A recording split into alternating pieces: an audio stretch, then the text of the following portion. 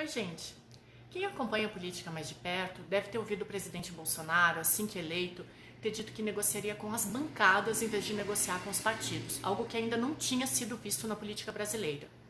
As negociações não foram adiante, mas as bancadas seguem firmes e fortes.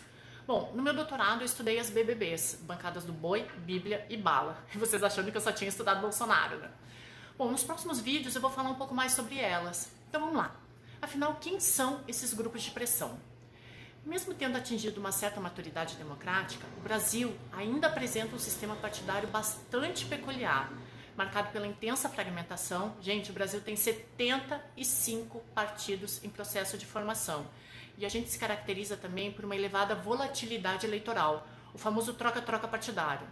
A Maria Dalva Kins, uma das maiores pesquisadoras sobre partidos políticos do Brasil, afirmava que a fragmentação do sistema partidário não seria um problema para eleitores caso não afetasse a capacidade de discernir opções políticas que lhes permitissem escolher os partidos conforme a sua identidade com eles.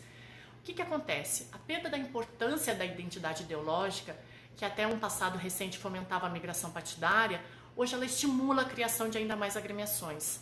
Então teve uma diluição dos partidos como organizações por representar identidades de grupos, classes ou até mesmo clivagens muito específicas. Enfim, resumindo, a gente tem sérios problemas na qualidade de representação. E aí eu entro com as minhas pesquisas sobre os personagens políticos, afirmando que a gente não vota mais em partido ou ideologia, mas em personagens. E eu vou um pouco além. Eu acredito que o nosso próximo presidente deva ser um animal político mediático, mas outra hora a gente fala sobre isso. Voltando. A partir dos temas das políticas públicas, independente dos vínculos partidários, os parlamentares reúnem-se cada vez mais em torno de agendas semelhantes que movem seus interesses particulares. Por exemplo, se eu fosse uma deputada, provavelmente eu faria alguma frente partidária ou alguma bancada em relação a esporte, porque eu faço triatlo, ou qualquer outra coisa que movesse o meu interesse. O objetivo principal da criação dessas frentes parlamentares é a formação de espaços de opinião mobilizadas. Um desses espaços são justamente as frentes parlamentares, as bancadas.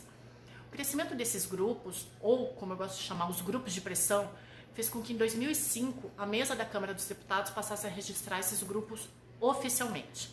Entre os requisitos para registrar a frente parlamentar é necessária a adesão de pelo menos 1/3 dos integrantes do Poder Legislativo Federal. É preciso destinar e aprimorar a legislação referente a um tema específico, então não pode só criar uma bancada, e precisa ter um representante oficial.